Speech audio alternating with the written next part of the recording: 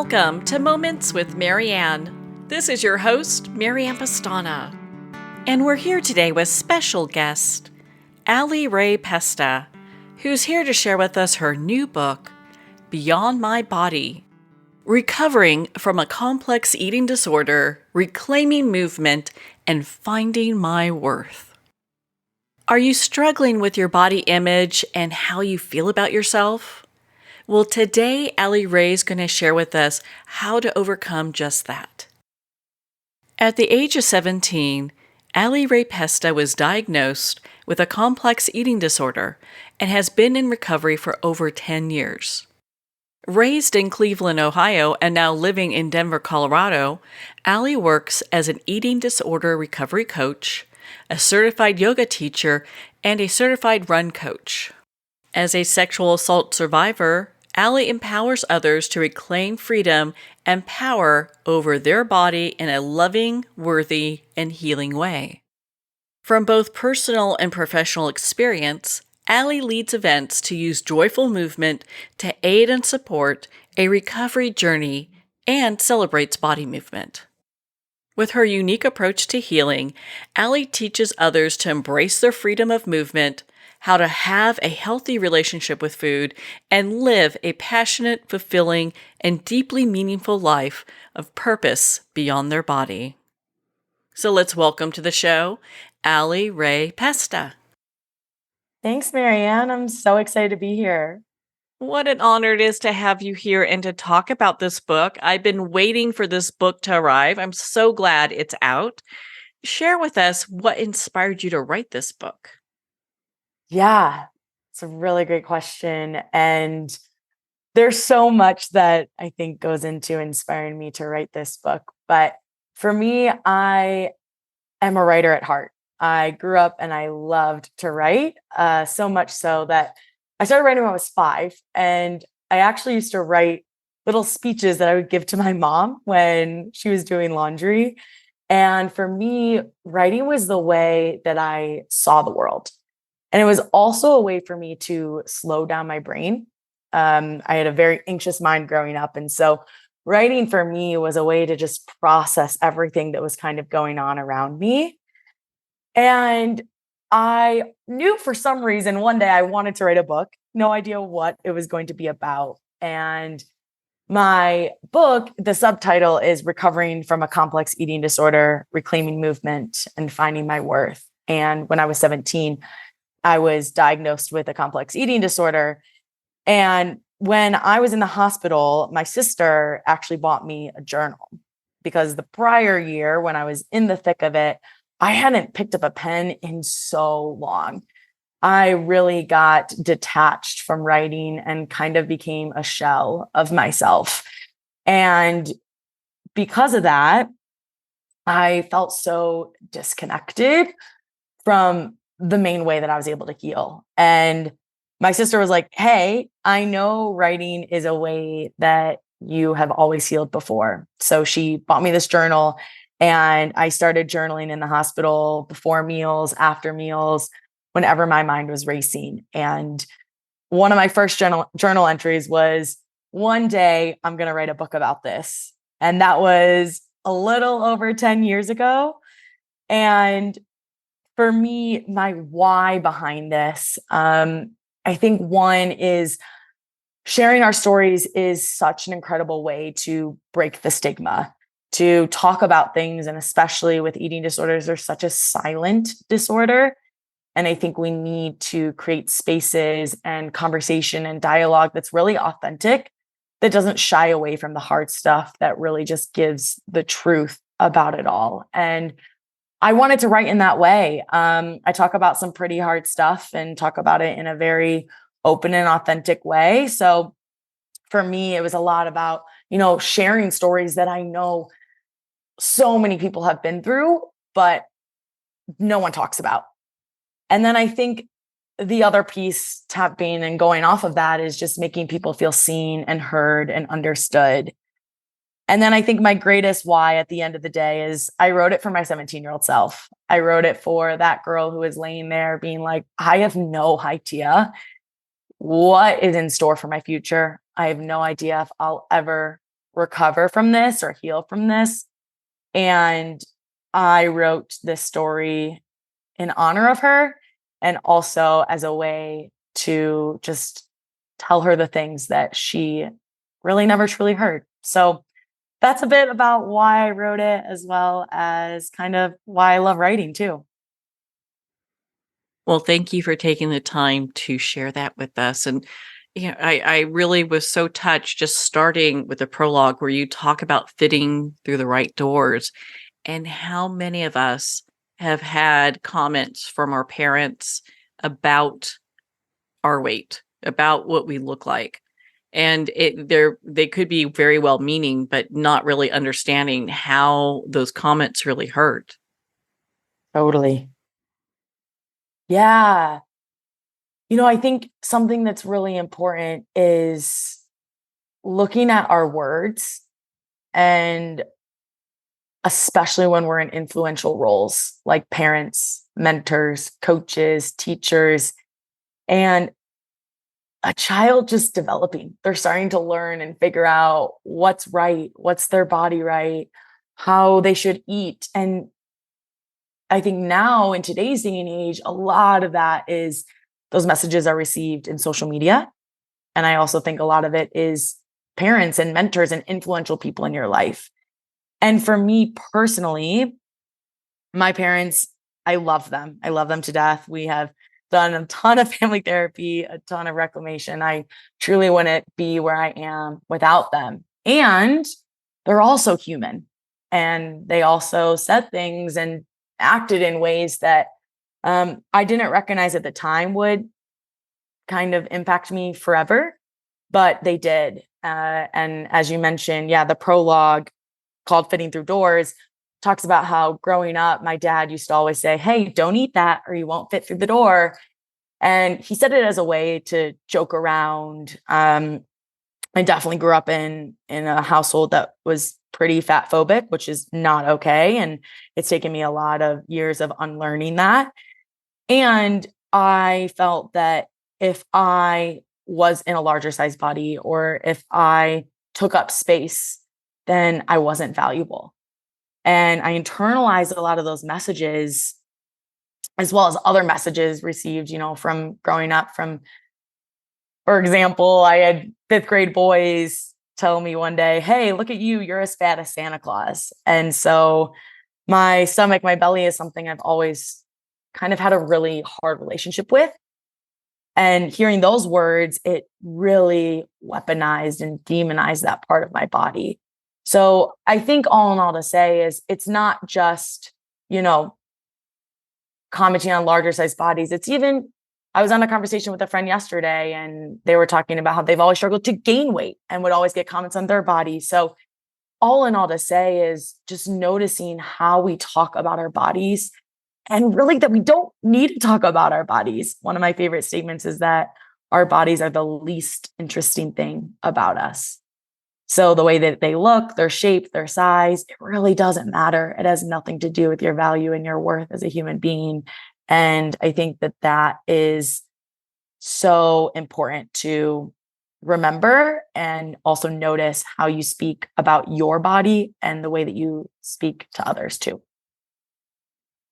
I found that to be so just impactful because I can't even tell you how many times I've had family members say the same thing where they'd be like, "Well, you're looking a little pudgy on the edges," and for an adult male to decide or make those type of comments where their biology is so much different than young growing up little teenage girls. I mean, you have to look at that and go, okay, well, wait a minute.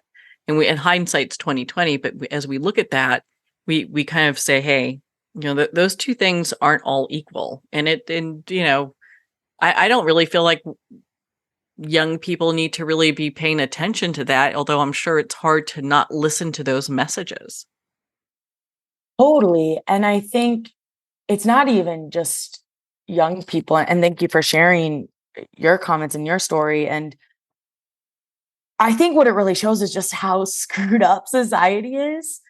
Um, Unfortunately, we equate smallness and thinness and fitness even, in today's day and age with drive and with determination and whether or not someone takes care of themselves.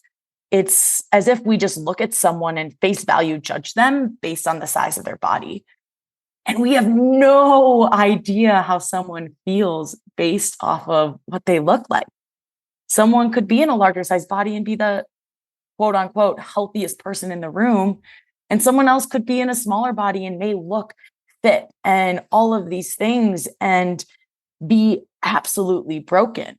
And to talk about my personal experience, when I was at the peak of my eating disorder, I would get praises left and right. Like, oh my gosh, no one has as good of a work ethic as you. You're so strong. You're so determined. How did you get abs like that? Your flat stomach, on and on and on. And I think what's so screwed up about this and also about eating disorders and disordered eating in general is that you're getting praised for something that's consuming your life. And it's one of those disorders that's so backwards. Like we praise something just because of the way someone's body shape is, when at the end of the day, we know nothing about them. So I think it just brings it back of how we really need to change and speak up as a society and really say, hey, why are we making these comments on someone's body? Notice your bias. Notice if you automatically judge someone based on their body size and what type of person that they are. Notice whether or not you make those comments about yourself. And that self-talk is also so important. So I think we have a lot of room to grow. It's cool to see how we have shifted in regards to body positive, body neutrality, body freedom. There's a lot of people making change here. And I think we still have a lot of room to continue to grow and to continue to evolve. Because if we look at it also historically, like body and what is the ideal body has changed drastically. If we look back at like Greek times, right? It was like this voluptuous woman and that was prized. And then we went through the Twiggy era where it was like this super, super thin and supermodel. And then now it's this fitspiration. And it's this moving target that no one will ever achieve. And each of our bodies belong in different ranges.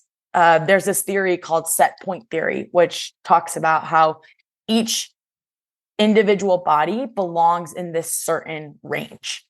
And that range is going to change as you grow, as you age, menopause, whatever that looks like. And it's accepting that that set point is your experience and your body. And we cannot have an ideal body because everybody's set point is different. So really challenging what society is putting out in the current state of what is ideal body, and really also redefining what feels good and your relationship with your body.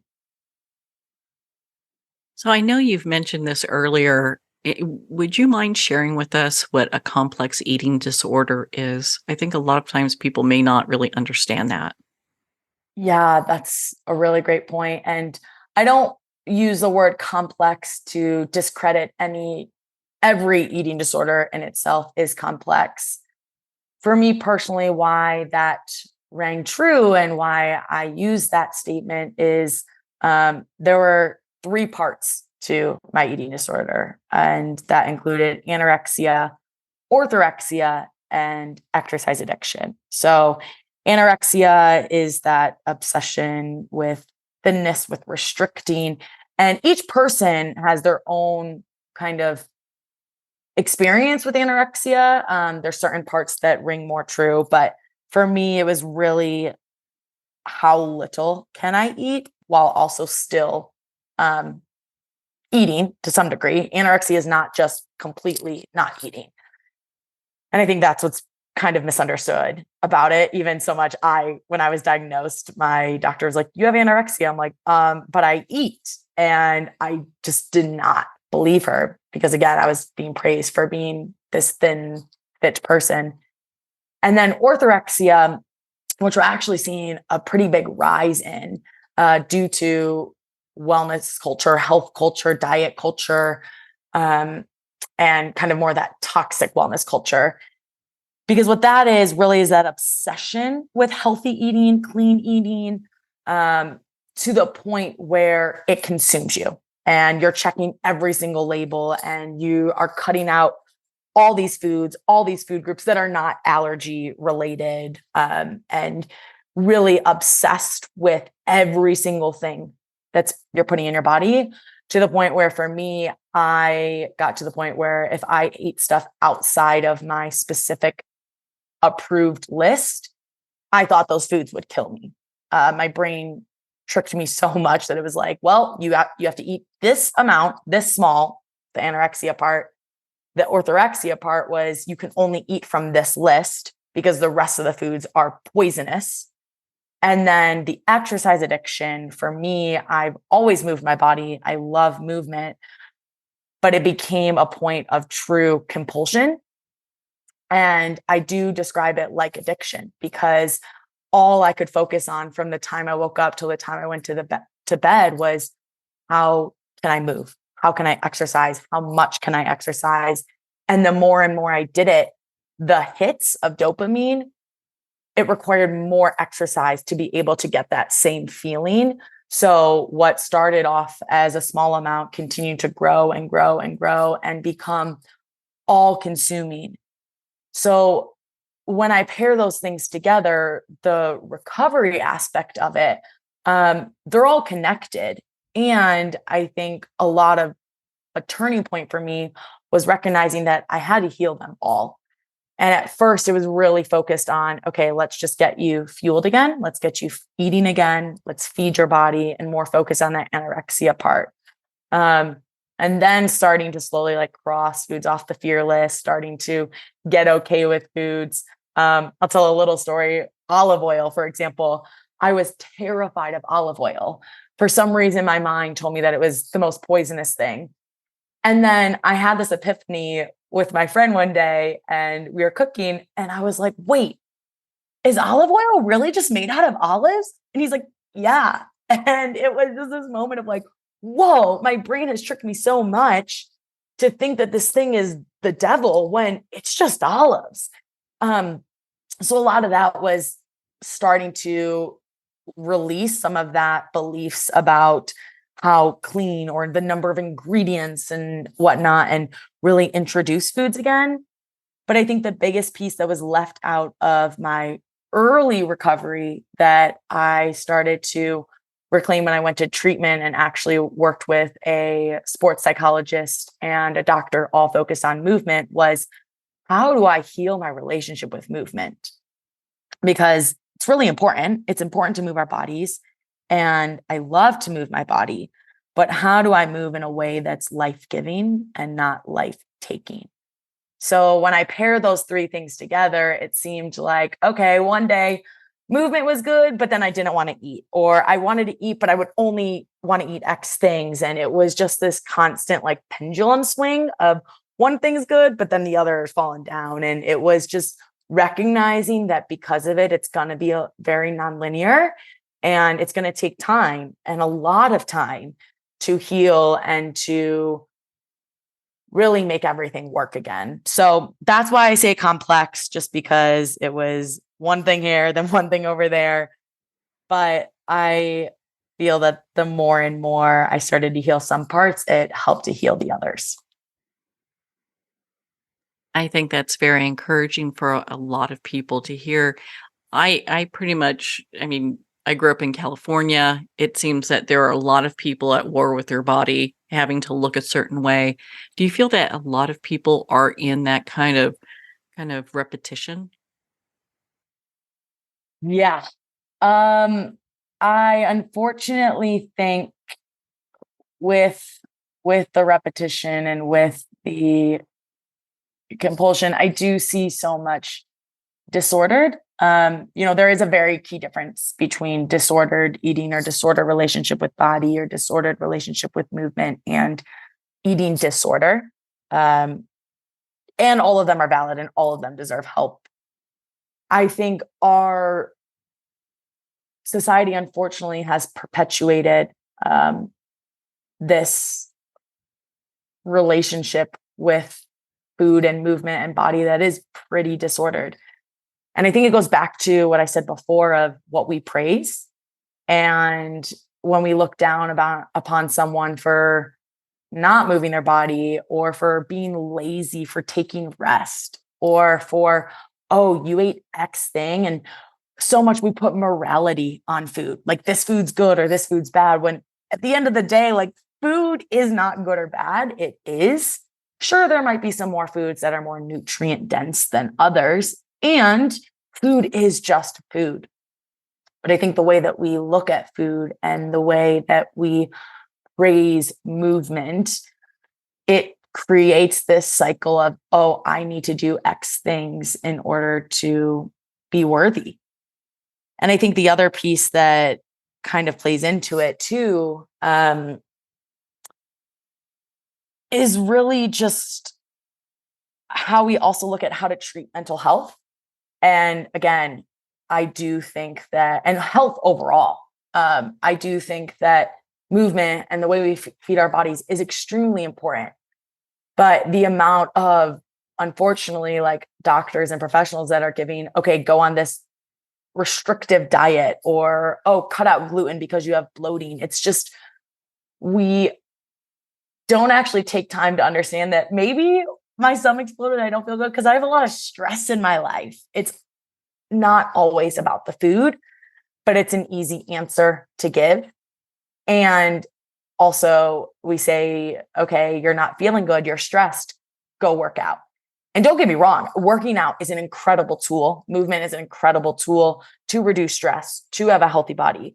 But when those are the only answers to feel okay, it does create, as you said, that repeat cycle of, okay, well, I have to just, if I eat right and work out, I'm going to be great. But that doesn't take the whole picture of, well, how are you sleeping? How are your relationship? What's your work life like? What's your stress levels? So much that have nothing to do with food and exercise. And that's why I love to take that holistic approach of like, how are you doing in all aspects of your life? And that's how we can start to break away from that repeat and cyclical getting stuck in just food and exercise.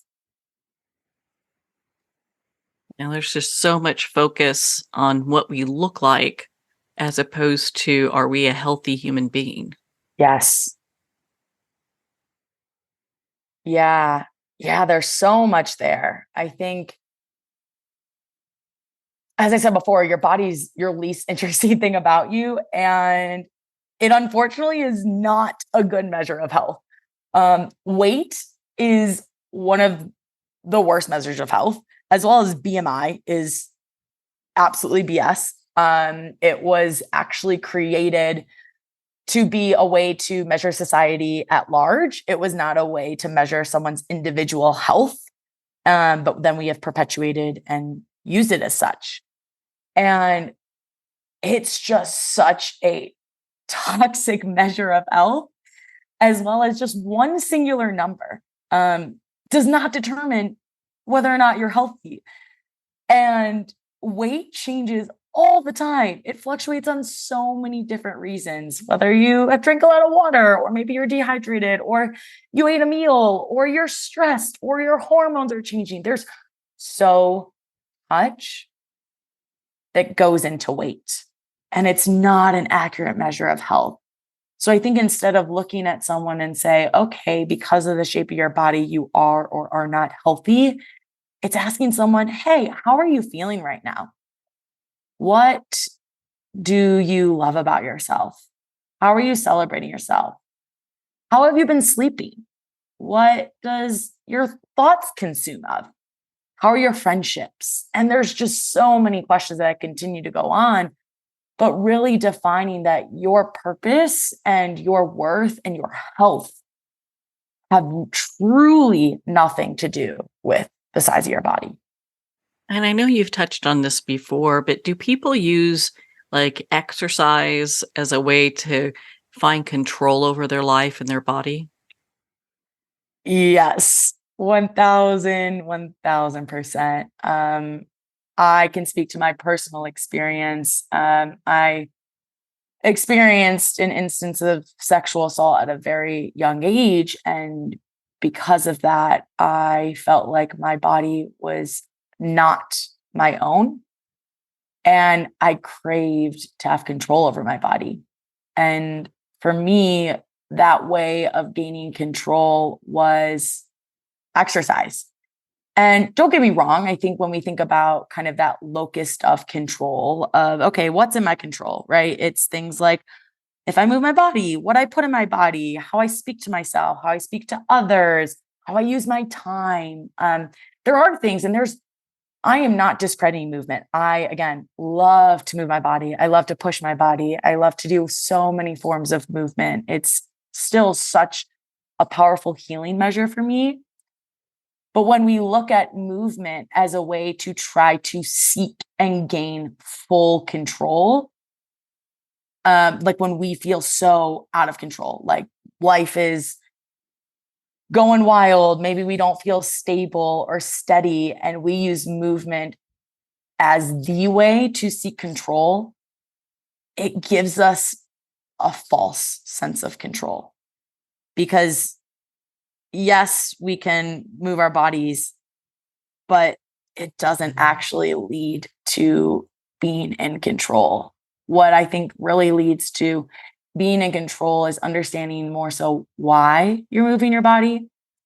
And are you moving it from a place because you feel so unsteady and unstable in life? So you're trying to grasp onto something that gives you some sense of steadiness?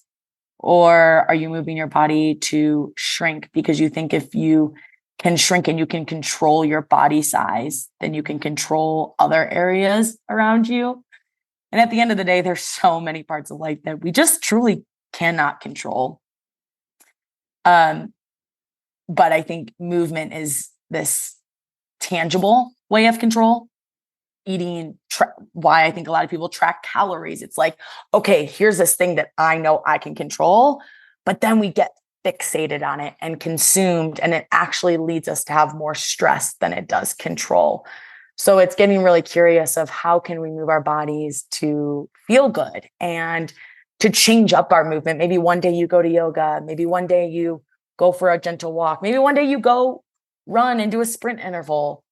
But it's really trying different modalities and also honoring what you like to do, and moving in a way, again, that lights you up. What was the earliest age that you had a realization that there was something that you were told that was like wrong with your body or that you needed to change? Yeah. So I think there's two things that come to mind. I think the first thing was when I first questioned my hunger. And I was about 10 years old. My mom always was pretty obsessed with how flat her stomach was, or her elephant arms that she called them. And I internalized that. And one night we were eating pasta and she was like, oh, no. I don't need, she had me set the table and she's like, I don't need a big bowl. Just give me a small bowl. And I'm like, what? It's pasta night. Like, you're supposed to have a big bowl. What are you doing? And she's like, oh no, I'm not hungry. And I was like, wait, you're not hungry. How are you not hungry? Like, I am hungry all the time. I'm a growing girl. Like, I don't get it. And in that moment, I started to question, like, whoa, is being hungry wrong? Like, should I not be hungry? Is this a desire that I shouldn't have? Like, why am I hungry? Oh, is that how she stays thin? Is this how I'm supposed to get rid of my belly in my body? And on top of that, a lot of, I think, the messages that led to me questioning my hunger was I matured at a super early age. I had pretty large chest by the time I was in seventh grade, got sports bras by the time I was in fourth grade. And I was wearing, size 14, 16 when all of my friends, it seemed, were wearing size 8. And so experiences like trying on clothes with my friends who were fitting in these little tiny jean shorts and I couldn't even get them buttoned. Or, as I mentioned a lot earlier, the Santa Claus belly, when those boys literally pointed at me and said, "You're as fat as Santa Claus." And all of those moments were like, okay, you're not right. Like, this is not how your body's supposed to look. Your belly is way too big. You're supposed to be small. And I also think a lot that perpetuated it too was sports. I tried every sport under the sun, but I had a really strong desire to be exceptional.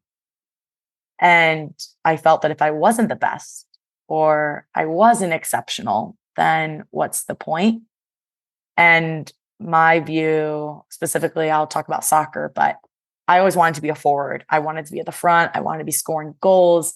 And it seemed that the girls that were up there were the tiny, fit, fast ones. And my coach was like, nope, you're in defense. Like, use your power, use your muscle, use your big bones to succeed. And I didn't want that. I wanted to be the fit, tiny, fast one scoring goals.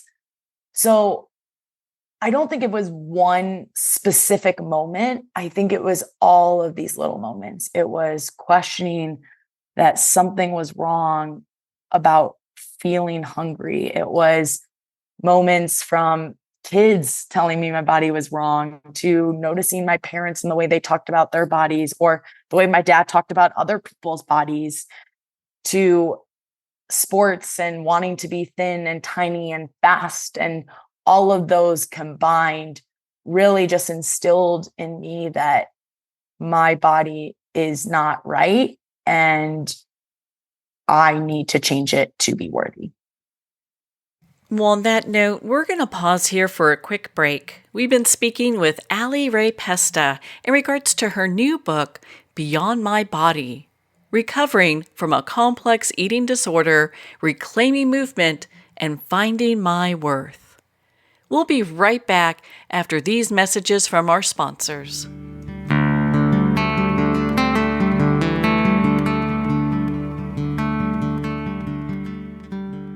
Dr. Richard London, who has 25 years of experience being known as the Man of Steel with the Heart of Velvet, presents the Life Wellness System, The Road to Yes, a mentoring system that brings you to becoming a wellness heir.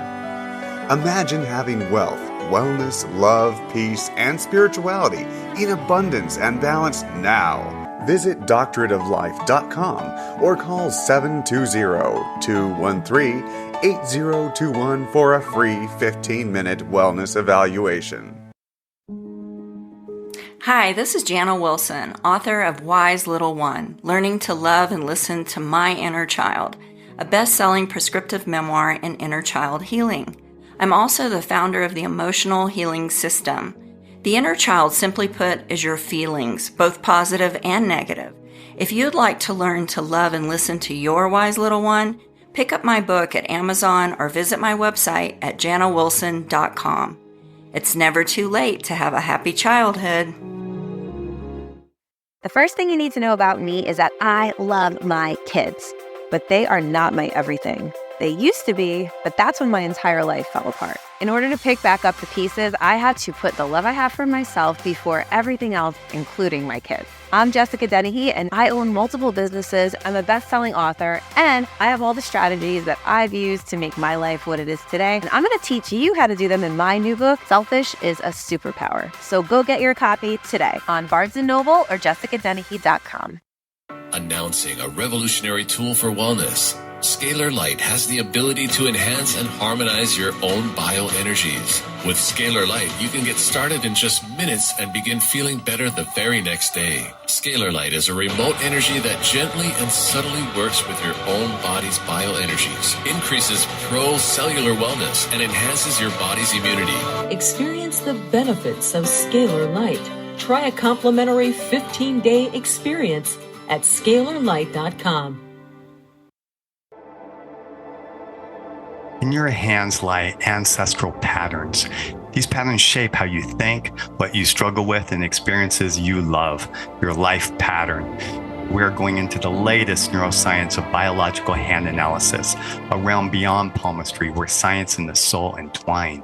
Hand analysis is the latest method to transform lifelong patterns. I am Master Hand Analyst Brent Bruning. Join us and visit thepowerinyourhands.com. Looking for a page turner? Cozy up to a fantasy adventure romance trilogy with The Girl in the Toile Wallpaper by Mary Kay Savarese. The second novel in the Star Writers trilogy, The Star Writers Club, is coming soon. Take the journey. Connect with Mary at www.maryksavarese.com. Her books are available on Amazon, Barnes & Noble, and all indie bookstores. Pandemonium. Fast forward 20 years. A U.S. president seizes control of all U.S. missiles, the power grid, the banking system, and every computer in America as he hides in an underground bunker. Pandemonium, a captivating sci-fi thriller where a hidden war, psychics, aliens, artificial intelligence, and transcendental love collide with the latest media technology. Pandemonium, live to all devices. Get your copy on paperback or digital. Free sample at getpsychic.org. With Breath Hub, you'll experience the transformative power of breath as it harmonizes your body, mind, and spirit. Recommended by experts in fitness, sports, psychology, and medicine. Meet the scientific way of being well. Breath Hub. Breathe better, live better.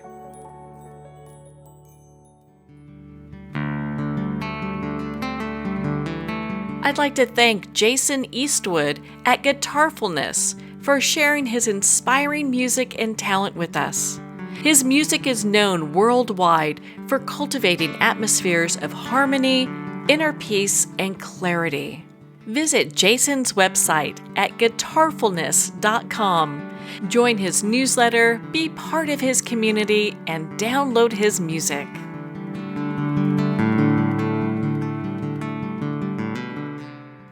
Welcome back to Moments with Marianne. We're here today with special guest, Ally Rae Pesta, who's sharing with us her new book, Beyond My Body, Recovering from a Complex Eating Disorder, Reclaiming Movement, and Finding My Worth. In your book, you talk about how you are on such a strict diet that you are rationing how much you ate down to 5 raspberries, 2 egg whites, and a tablespoon of brown rice protein powder. And while that might sound a little shocking for some people, at the same time, it's so relatable, as so many people are constantly struggling to watch the amount of calories they take in on a daily basis. I think most people are rethinking their food choices throughout the day. Am I overdoing it? Do I need to cut down my calories to be less than what I'm doing?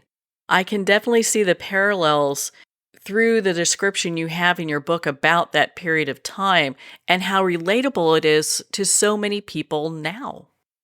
Yeah. So that was at the peak of my eating disorder. And I want to put kind of a caveat of that was extremely disordered. So please do not use this as nutrition advice or medical advice. This was not good. And I was so fixated on, I had my little, 5 raspberries a day. It was the only sugar I allowed in my body, and had a Quest bar and carrots. And that was like all I ate.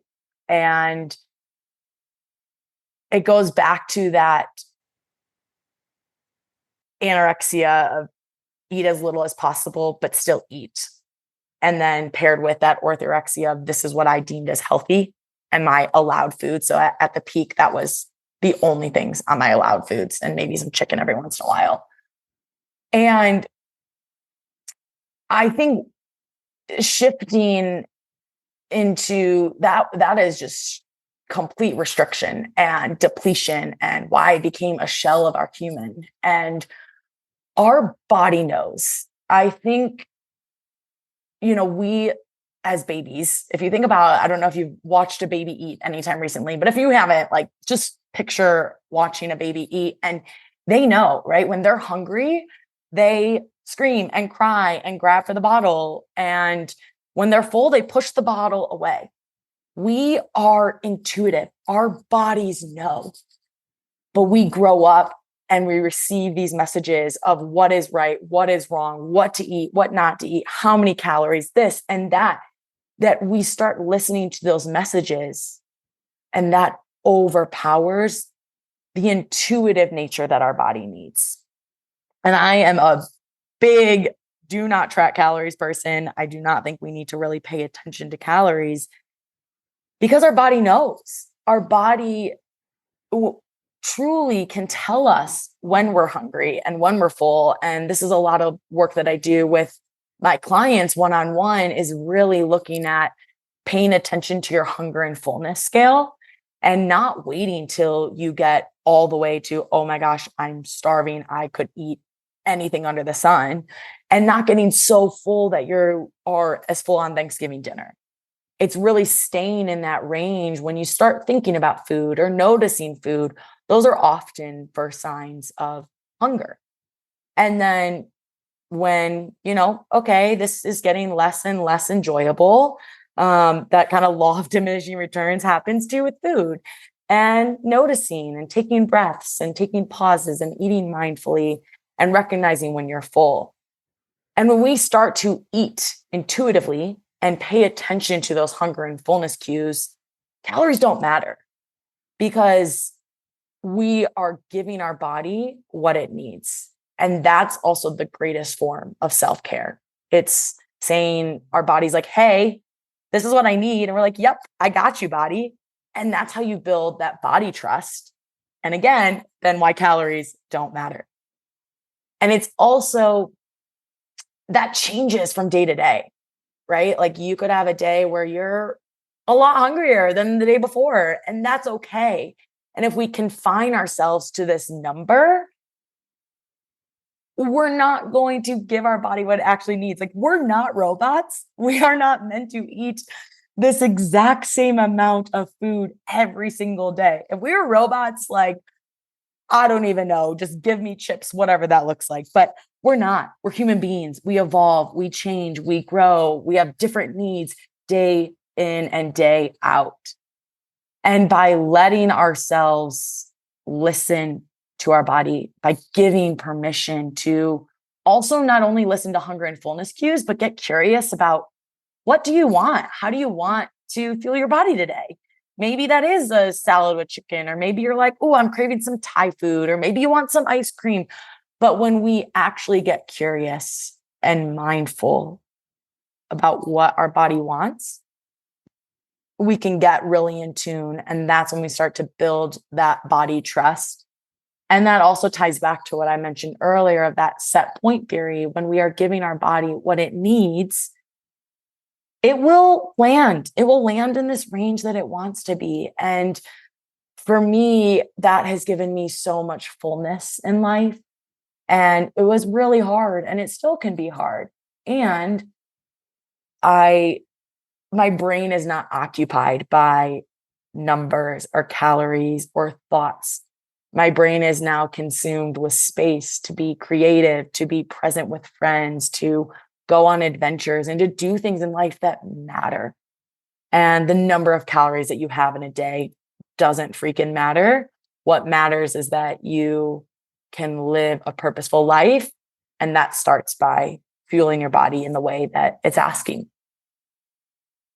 And for our listeners who may be at that point where they're so counting their calories every day, and at this point where it's to the extreme, how do they start backing off? What did you do to, finally get to this place that's like, okay, I can start adding food to my diet and be healthy, and it's okay? Totally. I'll touch on a few things. I think first is get support.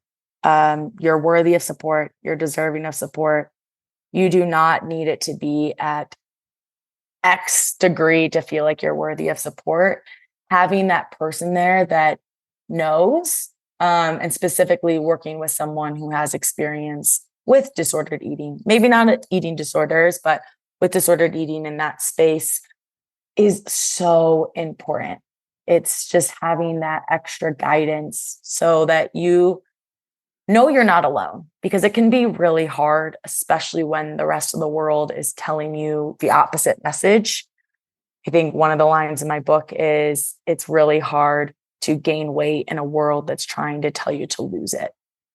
And that's why I think having someone that can help you challenge those voices, that can help you to take those small steps.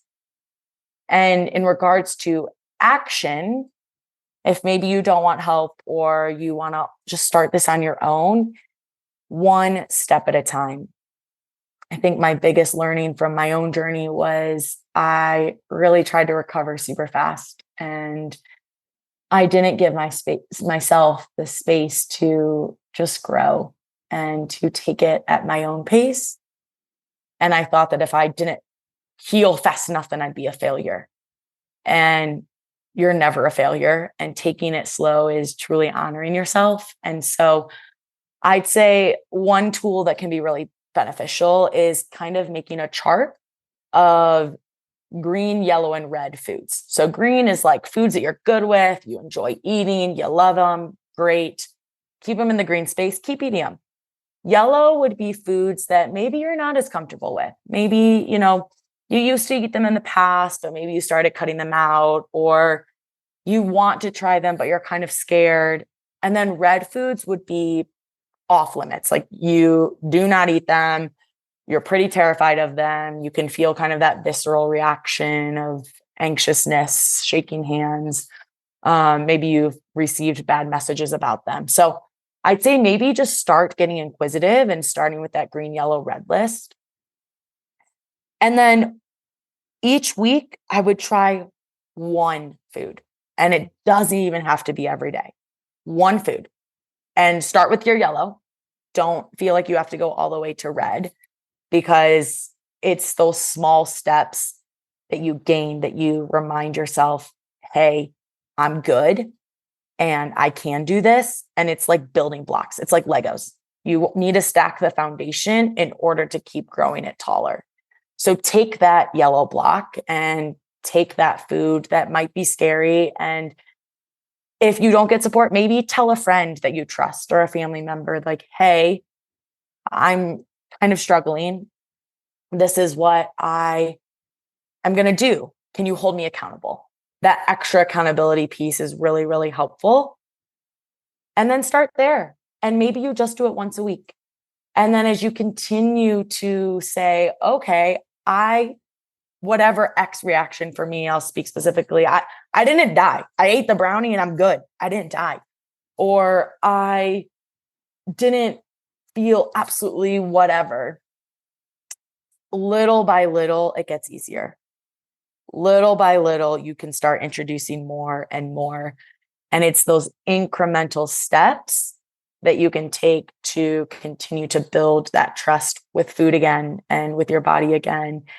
And if you don't have like a one-on-one support, also joining community groups. There's so many out there, whether that's on Facebook or Instagram or other areas that are just people supporting people to really challenge those diet myths and to really support you in your own journey, because it can be really freaking lonely. And just know you are not alone in this.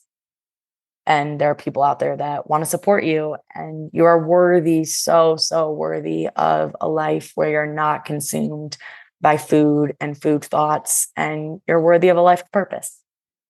So many people have a really difficult time with their worth and their ideas of self-worth. How did you step into this place, and what did you use to bring you to this place of self-love? I love that question. For me, it started with a few things. One, yoga has played such a huge role in my life. I actually started doing yoga after my first hospital stay because that was all I was allowed to do. And I hated it. I was like, this is the dumbest thing ever. I'm told to breathe. I'm like, I'm 17 years old. I know how to breathe. Why are you telling me to breathe? And I also was like, well, I'm not sweating. I don't feel exhausted. This is dumb. And I kept going back initially because it was the only thing I was allowed to do.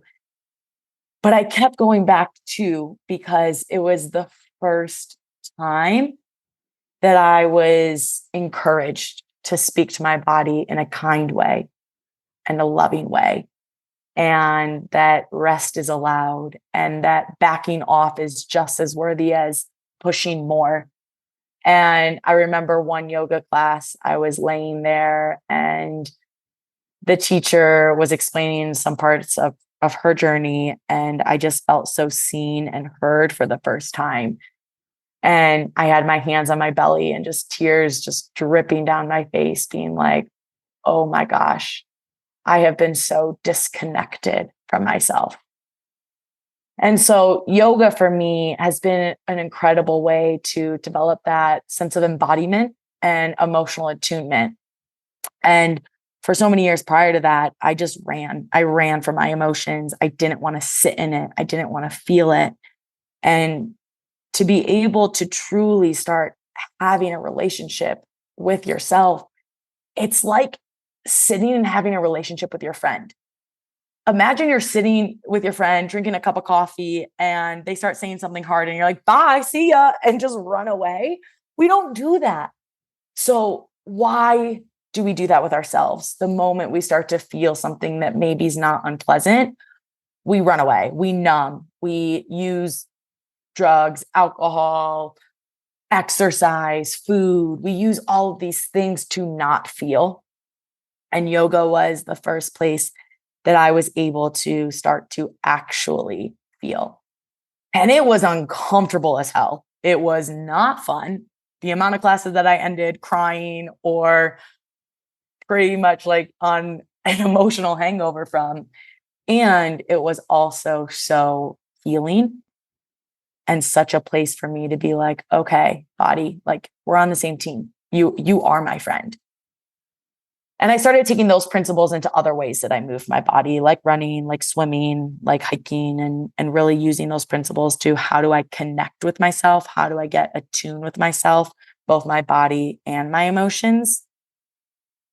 And then I think the other biggest thing is doing a ton of values-based work and strength-based work and self-worth work. A big part of that, again, on that support train, you don't have to do it alone, was and is my therapist. I'm a huge, huge believer in therapy, especially someone that can help to call you out on your BS and also help you to see the light of who you are. And I'm going to tell a quick story about this thing called icing. So my therapist and I, we were talking one day and I was in a pretty not okay place. And she asked me, hey, what do you like about yourself? And I literally looked at her, I was like, nothing. Like, I don't know how to answer that. She's like, well, what are you proud of? And it was really hard for me to answer, but I started listing off like, okay, well, I run a lot, or, I had an almost perfect GPA and I have a good title at work and all of these things. And she was like, okay, cool. Well, what gives you value? And I couldn't answer. And she questioned me and she goes, what this sounds like to me is this concept of icing. And I'm like, huh? What do you mean? And she explained how icing is these things that we validate that are surface level, that the world validates and sees. But if they're scraped away, if you took all of those accomplishments, all of the things that, are fleeting to some degree, what's your cake? Like, what makes you you? I was like, oh, crap, I have no idea. And then she asked me, what do you think your eating disorder was or is? And I'm like, whoa, it's my icing. Like, it was my most prized icing because I finally felt exceptional. And it was this icing that made me feel exceptional. And at the end of the day, though, if all that scraped away, who am I? And that's what I call my cake. And so a lot of it was just starting to figure out, like, what is Ally's cake recipe? and what brings me joy, and a lot of journaling, a lot of asking friends, hey, what do you love about me? Like, what makes you feel good when you're around me? And then also thinking about the reason I love my friends. And for me, I love to connect people. I love to support people. Empowerment is huge. I love to make people laugh. I love to bring people together. None of those things have to do with the shape or size of my body. So moving from this, okay, here's this list of all these things that make me worthy, to if all of those are stripped away, who am I? And it's still a journey. It's not linear. I'm still figuring that out. But I think the more and more clear I understand, like, okay, what lights me up? What are my values? What are my strengths? That's what starts to build my worth. And then also just staying really in tune with my emotions and staying in tune with my body. I love that. And I'm actually going to think about that after our time here today, because I think it's important to dive into these topics and how many people really scrape off that icing and go, okay, what's in my cake? Who am I? Yeah, totally. Ally, what do you want readers and our listeners to take away from your book? I think the first part is just my hope, my deepest hope is that at least in one story, in one vignette, that you feel seen and heard, and maybe even a little understood. And if you don't, that's also okay. What I hope is that you maybe develop a little more empathy and a little more understanding. And also, as a society, and for anyone reading, just knowing that we each have our own unique journey, and there's so many pieces that impact and shape who we are. And for me, yes, that came to fruition as an eating disorder, but we don't know what anyone's going through. So really taking the time to get to know people and to not judge based off of face value, based off of the way someone looks or their weight, and really just understand them and give people grace. And I think too, just that eating disorders are the farthest thing from being just about vanity and about thinness. Like, there's so much that goes into it. And I'm really also hopeful that this book provides hope and inspiration that healing is possible, that recovery is freaking possible, and that one day the light, if you are struggling, the light will be back in your eyes, and you will have joy again, and you will find hope. And I hope that in these stories, you may see parts of yourself. And also, as you continue to read more and more further into the book, that you see the evolution, that you recognize how nonlinear it is, and that you also find hope knowing that you can heal and you can continue to heal. So let's say someone wants to work with you in regards to coaching. What type of coaching do you offer? Yeah, I take a really holistic approach. I I laugh because I have many friends and family. They're like, "You just do so much," and at first, I felt very defensive with that answer of being like, "Well, I'm just so curious," and that's true. I am.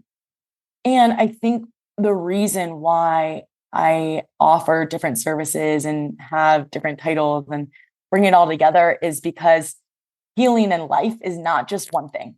It wasn't just the yoga that made me heal. It wasn't just really healing my relationship with running that made me recover. It wasn't just the writing. It wasn't just the therapy. It's all of these different things that come together. And some moments, yoga might be really beneficial, and others it might be more running, and others it might be reaching out to friends.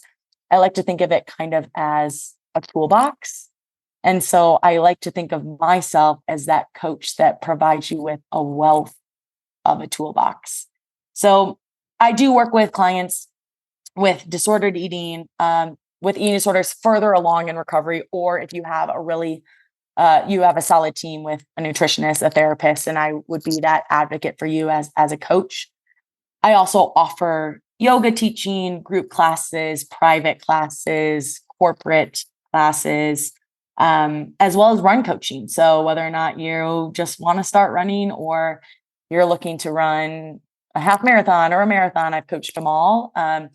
And I say all that is those are individual services, but I also work with individuals on a one-on-one basis to figure out how do we bring all of those things together. So maybe we combined some sessions, we're doing more of that talk coaching, and some sessions maybe we do more yoga therapy. Maybe we also incorporate a movement plan. So really customizing it to the individual, because I am a firsthand example of how many different things it takes to heal. So I want to make sure that people that I work with also have that ability to have all of those different things. And also, if I can't provide everything to you, I have incredible network that will partner, and we'll make sure that we get you to where you want to be and living a life of purpose beyond your body and empowerment and freedom, true freedom. I think that's so empowering to be able to have somebody that you can have as a coach to work with.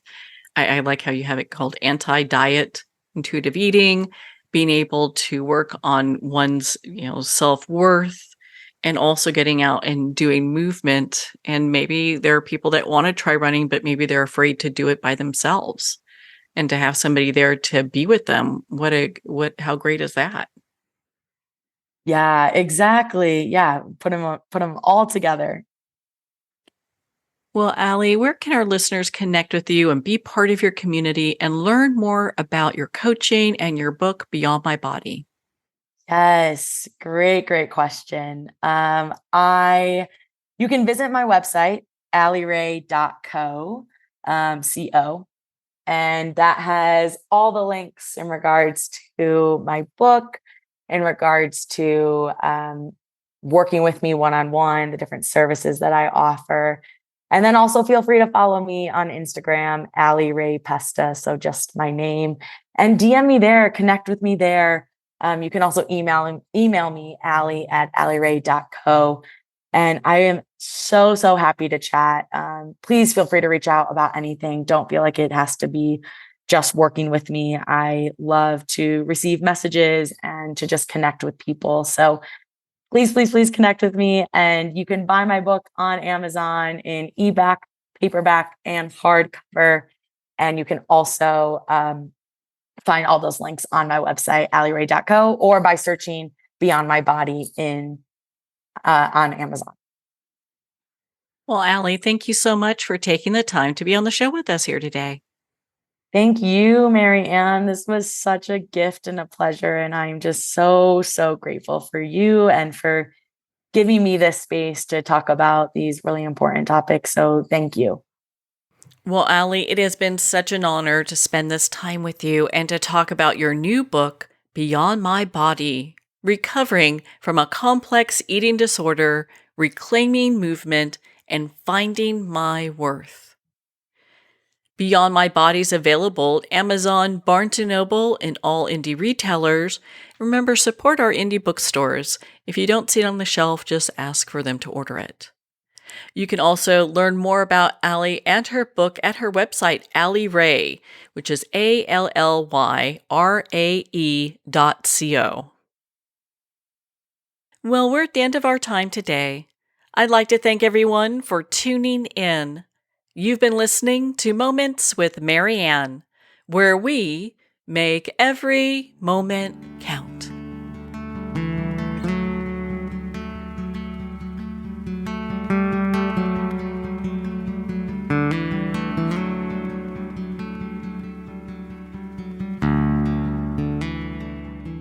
In a single moment, your life can change. Moments with Marianne is a transformative hour that covers an endless array of topics with the best of the best. Her guests are leaders in their fields, ranging from inspirational authors, top industry leaders, and business and spiritual entrepreneurs. Each guest is gifted and a true visionary. A recognized leader in her own work, and while teaching others to develop, refocus, and grow, Marianne will bring the best guest and sometimes a special surprise. Don't miss this. You never know just which moment will change your life forever.